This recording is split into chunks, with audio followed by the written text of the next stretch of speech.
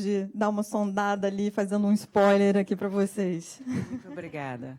Olá a todos, eu sou Vera Clau Weissman, coordenadora acadêmica do MBA de Gestão Estratégica de Negócios e Serviços e do MBA de Gestão Comercial. Nosso painel a seguir vai contar com a presença da professora Bianca Dramali, doutoranda e mestre em comunicação, consultora de marketing, com experiência em empresas de grande porte, de TIM, Coca-Cola, a Bolos da Vó Alzira, nós cariocas sabemos bem o que é isso, Eurocolchões, enfim, não vou tomar esse tempo, vou deixar a professora falar, eu só queria pegar um pequeno gancho do painel anterior, de Consumer Insights, que abordou pelo menos 4 assuntos que terão módulos em nossos MBAs. Ética e sustentabilidade, inovação e tecnologia e todas as implicações, tanto em comunicação, marketing, como na própria experiência e o serviço propriamente dito. Vocês falaram também em comportamento do consumidor e que tribos são essas, né, novas, e como a tecnologia impacta o mercado de um modo geral, nas duas pontas, tanto quem oferta como quem consome. E falaram de Big Data também, que é uma disciplina específica dos nossos 2 MBAs e das nossas pós-graduações. Então, com vocês, Bianca Dramali, para falar sobre Customer e Employee Experience, como vantagem competitiva.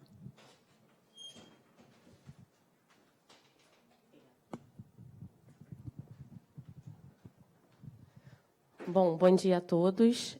Eu acho que eu vou ficar de pé. Atrapalha a transmissão? Não? Tudo bem? Ficar de pé? Só para saber aqui do esquema. Aproveitando até o gancho, né, da fala de vocês, que foi muito propícia aí a sequência dos painéis. Eu também sou pesquisadora em antropologia do consumo, né? Meu doutorado é em comunicação e eu escolhi a PUC-Rio por conta da proximidade de comunicação e antropologia lá. E o que vocês falaram de ciência de dados, né? A gente fala de cientista de dados e só lembra de dados numéricos. Gente, né? E gera dado qualitativo, narrativas são dados, e não à toa as grandes consultorias estão chamando antropólogos para trabalhar do ladinho do cara do Big Data, né? E tentar desvendar o que o número não vai trazer. São dados complementares e tão importantes quanto uns os outros.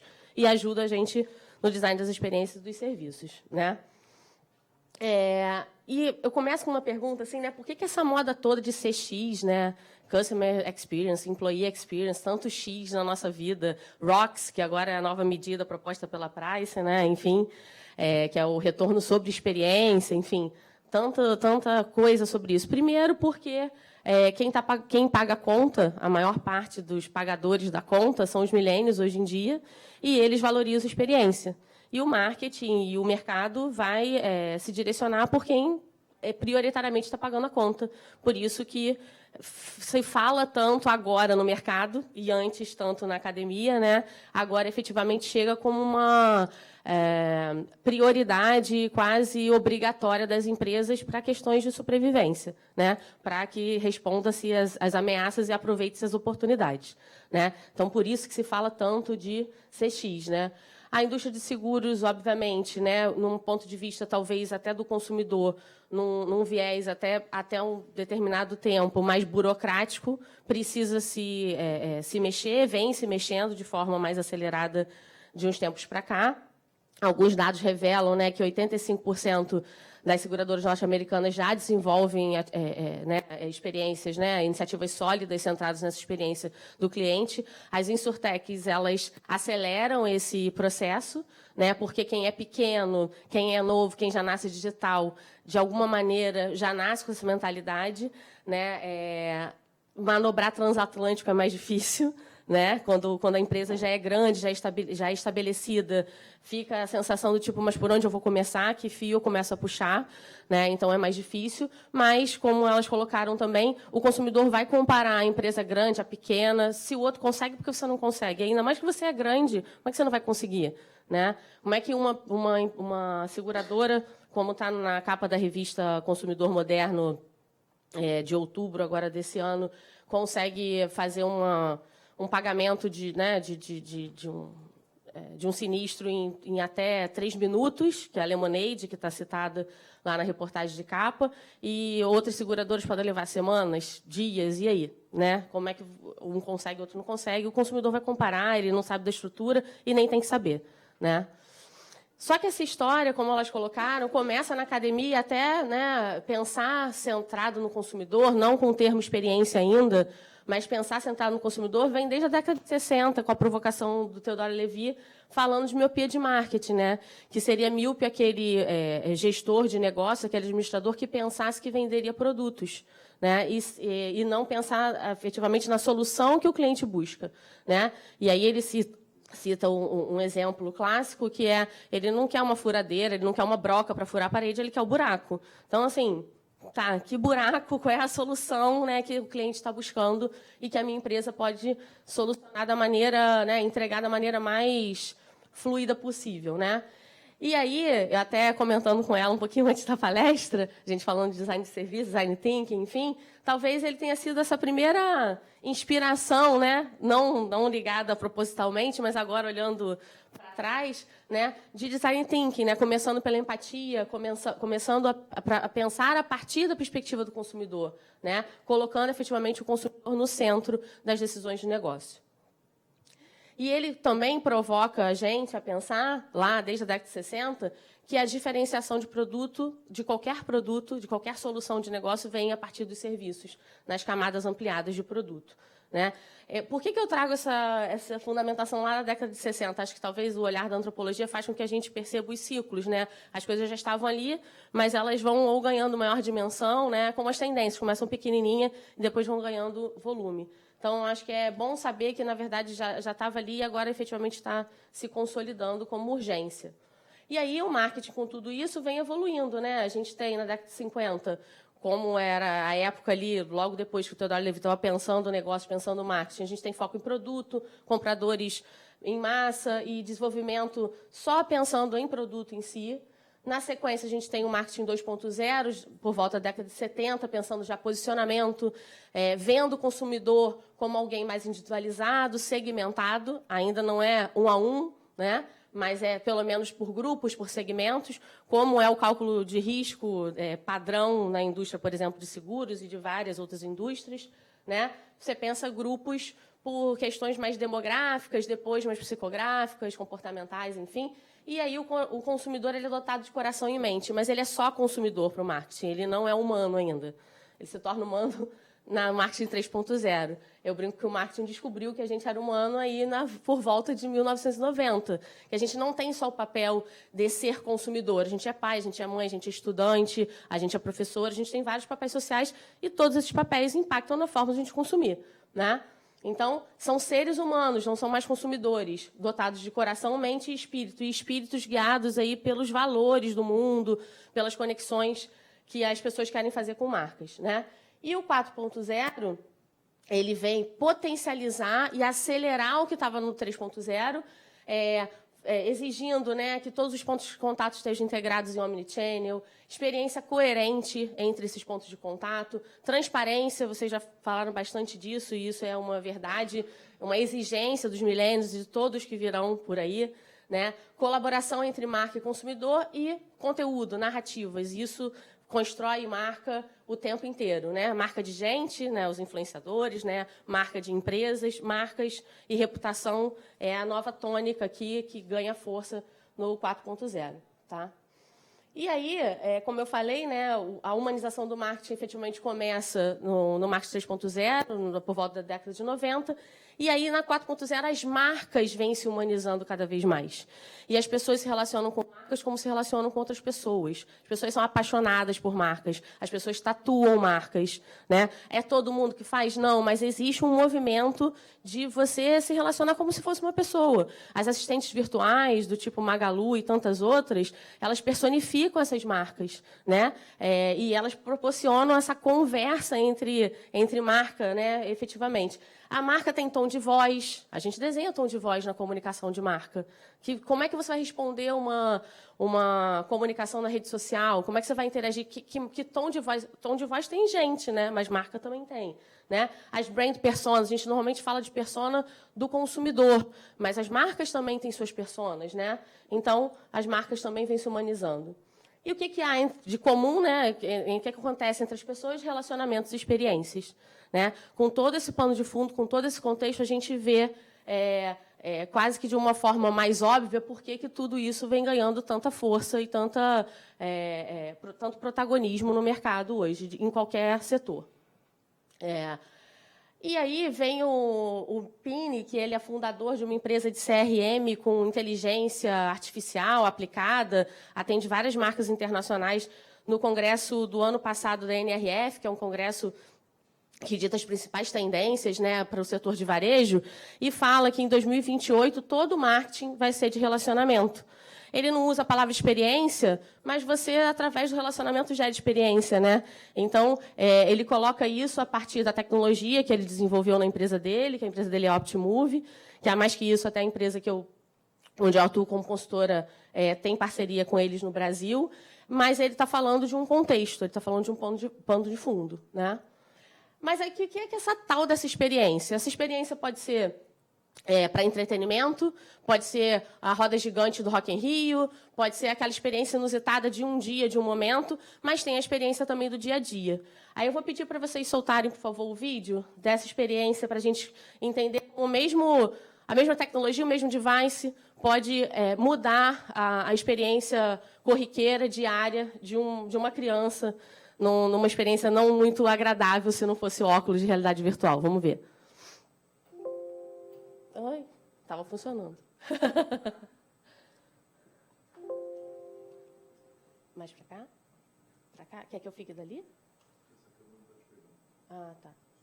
Posso ficar dali? Quer que eu sente, então, para ficar melhor? Vai tirar a agulha? De tirar a agulha? Tem uma agulhinha. Tenho, mas é pequenininha. A mãe tá aqui para te ajudar. Eu não quero. Porque eu já tenho 5 anos. É só você usar o Eu tenho medo.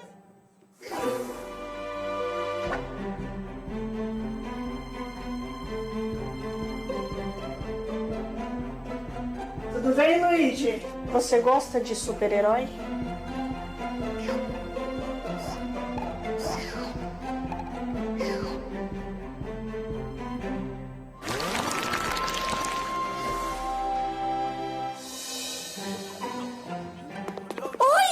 Você voltou! Você voltou! Nossa, eu não posso acreditar! Ó, primeiro o pólen de gelo. É bem rapidinho. Vem cá, peraí.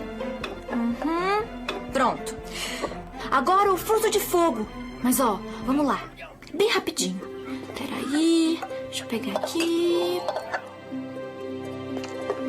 Vai, escudinho. Vai, escudinho. Funciona, funciona, funciona. Obrigada, obrigada! Caramba, filho. O que você achou disso? Legal.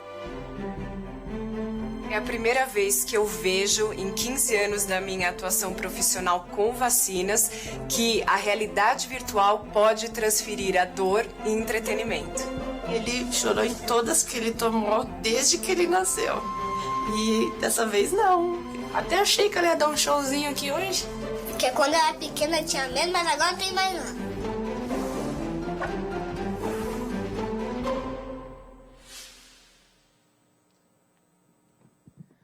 Bom, então, como um processo traumático como a vacina para as crianças, pode se tornar a diversão, né? Como é que a gente pode efetivamente tirar qualquer atrito, né, dessa experiência que é necessária, né, mas que podia ser mais lúdica e é a jornada desse consumidorzinho e da mãe que não precisa sofrer junto com o filho, né?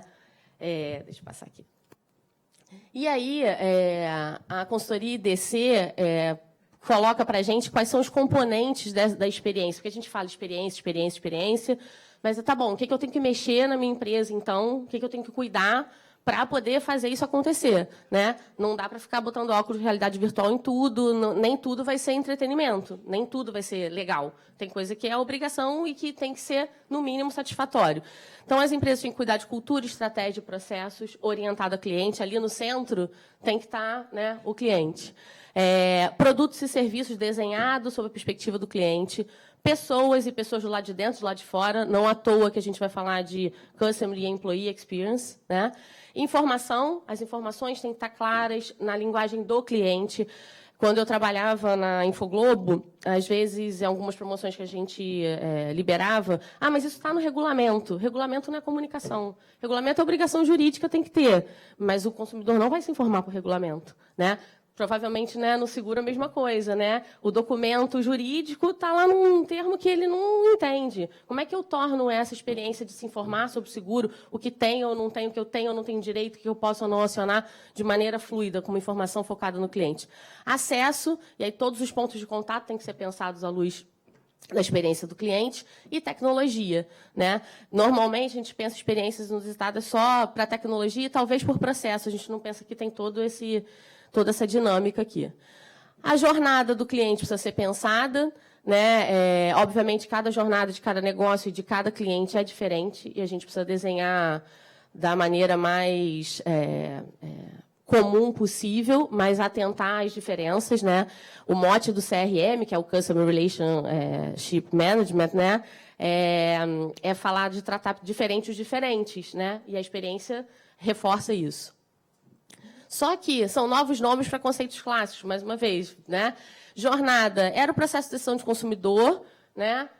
Só que era meio padrão para todo mundo, e agora eu desenho, no mínimo, por persona, né? As etapas das jornadas eram os bons e velhos momentos da verdade no marketing de serviço, né? Onde eu não posso errar, como vocês falaram, por exemplo, na hora de acionar a seguradora, eu não posso ter falha, né? Eu não precisei de vocês até agora, e na hora que eu preciso, vocês falham, isso é imperdoável para o consumidor, né? Mas o que as pessoas mais valorizam na experiência? Aí eu trago a pesquisa do ano passado, da Price, e um pouquinho desse ano também, como vocês trouxeram. Na pesquisa, tem essa descoberta de que cerca de 80% dos consumidores apontam velocidade, conveniência e conhecimento e atendimento como elementos mais importantes numa experiência positiva. Isso no mundo, tá? Quando a gente vem para a perspectiva brasileira, serviço simpático e acolhedor tem 80% de importância, enquanto no mundo, serviço simpático e acolhedor só é importante para 60%, ou só tem um nível de importância de 60% para o restante do mundo. Então, não adianta ser impecável no desenho se não for simpático e acolhedor. O brasileiro exige esse nível de humanização. Tá? Com tecnologia, sem tecnologia, precisa ser simpático e acolhedor para ter uma experiência satisfatória. Né? E se para uma boa experiência, serviço é importante, o que marketing de serviço tem para nos ensinar? Né? Marketing de serviços sempre considerou pessoas no marketing mix. Né? O marketing de produto clássico não tinha o P de pessoas. O marketing de serviço, desde que o mundo é mundo para ele, sempre teve o P de pessoas. Né? Marketing de serviços também sempre considerou processos de linha de frente e de bastidor. E, a partir do que a gente chama de job to be done, né, o que o consumidor precisa fazer, que atividade ele vai fazer? Preciso fazer uma reserva de uma viagem. Isso é o job to be done do cliente, essa é a ação do cliente. E aí todo um processo, um conjunto de processos de linha de frente, né, de contato direto com o consumidor e de bastidor, que eu preciso estar equipado na minha empresa em tecnologia, em pessoas, em processos, para fazer aquilo acontecer no palco. Marketing de serviço sempre pensou isso.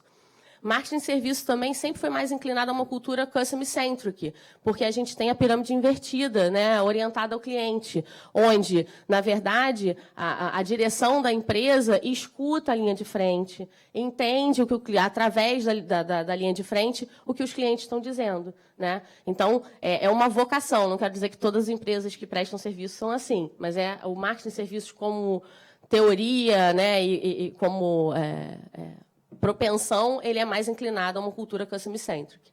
E também, o marketing de serviços traz um potencial de alinhamento, né, e gestão compartilhada entre marketing, RH, operações e TI.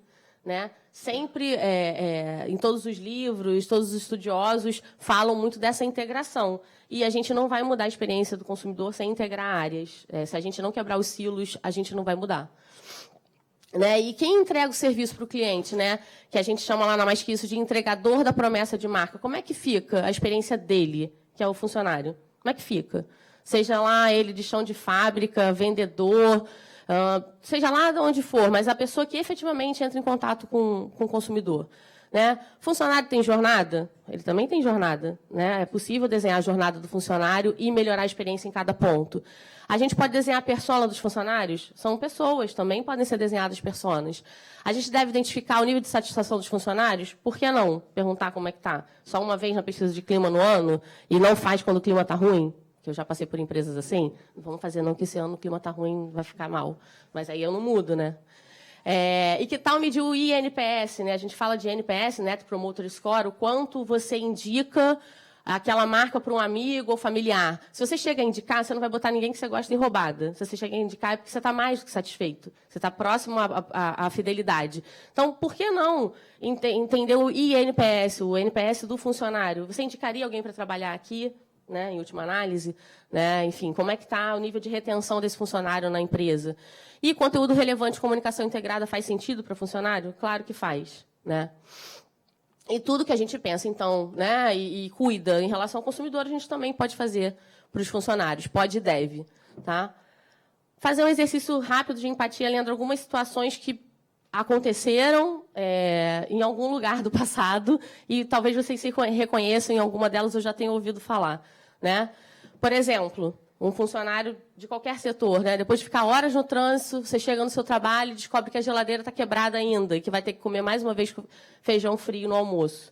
Isso foi numa imersão que a gente fez num processo de consultoria numa rede de varejo e podia ser em qualquer rede, em qualquer lugar, e que a vendedora relatou isso. Vou ter que comer um feijão frio de novo. E aí depois ela vai ter que sorrir para o cara que entrou para comprar uma roupa, um brinquedo, seja lá o que for. Como? Né? Se a satisfação dela, se o momento do almoço dela foi tenebroso. Né? Você faltou ontem porque o seu filho estava doente, mas ninguém pergunta se ele está melhor quando você volta. Né? É um pouquinho de humanização que eu exijo para o consumidor, não tenho nada, às vezes, para o funcionário. O seu gestor acabou de fazer um comunicado e não checou o entendimento nem satisfação do time. Tem comunicado que é para ser, tudo bem, não é democrático, ok. Mas como é que eu contorno os conflitos que surgem ali? Ou eu finjo que nada aconteceu e deixo a Rádio Corredor cuidar disso? O que o gestor ignora vai gerar especulação, vai ficar pior. E aí vai dar mais problema no processo, vou ter que comunicar de novo. Às vezes o processo está super certo, a comunicação que estava errada. Nunca alinharam com você o que esperava da sua atuação no cargo, mas agora é surpreendido com feedback super negativo sobre algo que nem sabia que devia ter feito. Mas era para ter feito isso? Né? E estou tomando bronca. A empresa espera que você chegue motivado todos os dias, mas nunca nem se preocupou em conhecer você e seus colegas um pouco melhor, para entender se prefere um drive, por exemplo, de competição ou de colaboração. As empresas têm falado muito de gamificação, né? E a gente está passando por um projeto agora de desenho gamificado de relação com o funcionário, com o cliente nosso, e a gente está passando justamente por esse momento de identificar, será que o time de loja é mais movido à competição? No varejo a gente acha que é óbvio, venda, comercial, é óbvio que é competição. Não sei se é óbvio, a gente não foi lá testar. Né? Então, como se importar com as pessoas que estão fora da empresa se a empresa não se importa com as pessoas que estão dentro dela? Né? Isso é uma mensagem que eu acho que a gente tem que levar para pensar em Customer Experience, não dá para não pensar aliado a employee. Algumas tendências, algumas foram faladas, eu vou passar um pouco mais rápido, mas coisas que a gente tem que ficar atento a partir de 2020, não é só em 2020, porque isso só vai acelerar.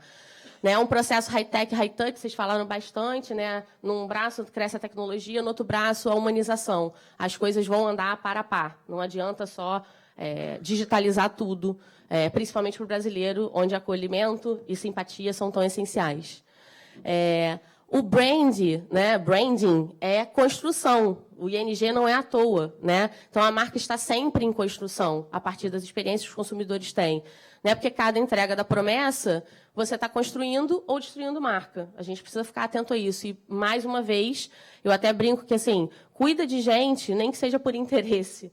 Se não for um valor pessoal, cuida porque ele está o tempo inteiro ou construindo ou destruindo, a depender de como você está cuidando dessas pessoas. Né? Tem mais gente cuidando da promessa do que da entrega. Um monte de agência pensando posicionamento, comunicação. Mas quem está cuidando da entrega? Quem está cuidando de quem cuida da entrega? Tem pouca gente fazendo isso. Então, é interessante as empresas que estão mobilizadas para essa mudança buscar parceiros de negócio que apoiem essa entrega da promessa. E aí a capa da Consumidor Moderno que eu falei, né, falando de setores que eram, digamos assim, até pouco tempo atrás, um pouco mais engessados, bancos, de seguradoras e empresas de energia, estão se reinventando à luz das novas expectativas do consumidor. Tá? Customização em serviço, personalização é essencial. E aí a cultura do teste, do ágil, da colaboração, que eu venho aprendendo na prática também, nos trabalhos de consultoria, assim, não vai começar, como é custoso, não começa grande, não começa para a rede inteira, não começa para todas as linhas de produtos e serviços, começa para escolhe um de menor risco, testa, depois faz rollout maior. Né? O que não dá é para não começar. Começa pequeno, começa rápido, erra rápido para acertar rápido, né? E faz junto, faz em time multidisciplinar, faz em regime de squad, na metodologia que a empresa decidir, mas reúne time multidisciplinar para pensar junto, pensar diferente. Nem customer-centric, nem employee-centric, é be human-centric, eu acho. É uma proposta aqui, é para deixar o humano no centro das decisões de negócio. Né? Por quê? Né? O Simon Sinek, né, autor e palestrante, super conhecido pela questão do propósito, que tem o The Golden Circle, quem ainda não viu o vídeo vale a pena, ele fala que 100% dos clientes são pessoas, 100% dos funcionários são pessoas. Se você não entende de pessoas, você não entende de negócios. É meio óbvio, meio até ridículo ler isso, mas dá um balanço, assim, dá um sacode na gente.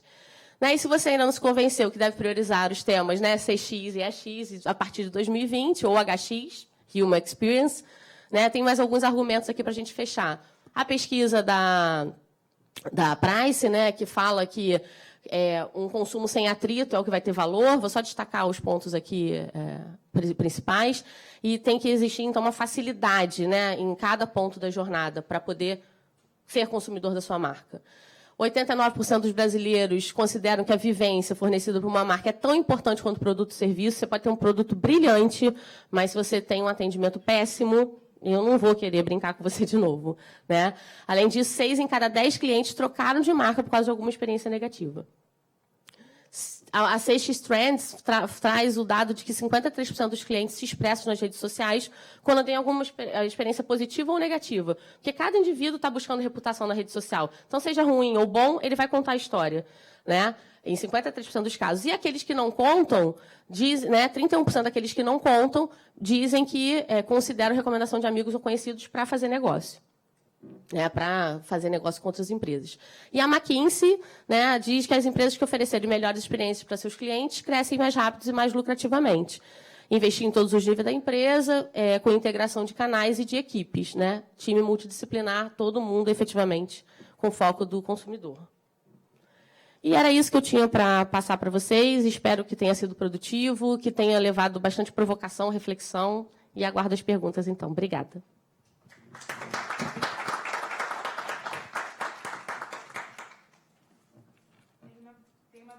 Fortaleza, que pergunta como é que se junta a terceira idade, que está vivendo mais e quer aproveitar a vida, a um mundo que parece ser feito para os millennials.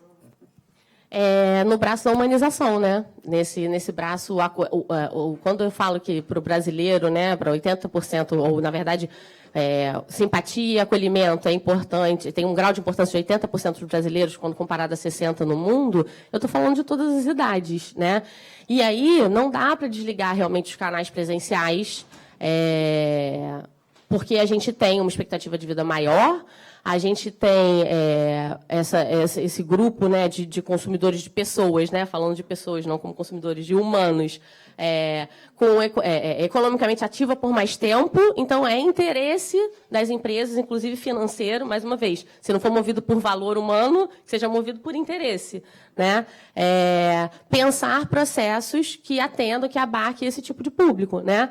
A Vivo, por exemplo, há cerca de início do ano passado, meados do ano passado, eles estavam falando da loja conceito que eles criaram, se não me engano, no Barra Shopping, a primeira foi no Barra Shopping, em que eles tinham escolas de digitalização para pessoas da terceira idade, né? Na ausência de um termo melhor aqui que me ocorra, mas, enfim, dessa geração platinada, como vocês usaram, e é o termo da tendência mesmo. Era um momento de encontro entre pessoas que precisam de sociabilidade e que precisavam de uma alfabetização digital. E a Vivo estava proporcionando aquilo ali sem uma cobrança. É óbvio que tem construção de marca, é óbvio que alguns clientes até saíam com o celular dali, mas não era a primeira intenção da Vivo fazer uma experiência como essa, né? Então, eu acho que cabe a todas as empresas ficarem atentas a essas oportunidades, a esse público, e entenderem seus processos diários, né, ordinários, como eu estava brincando com elas ali, os corriqueiros, também adaptados a esse tipo de público, eu não posso esquecer e digitalizar tudo, e pensar experiências específicas para eles também. Obrigada. Nada. Alguma questão aqui do plenário? Bom, então, queria agradecer a Bianca. A Vera está aí, não está aí a Vera. Queria agradecer e convidar vocês agora para um coffee breakzinho para a gente. Tá bom? Obrigado.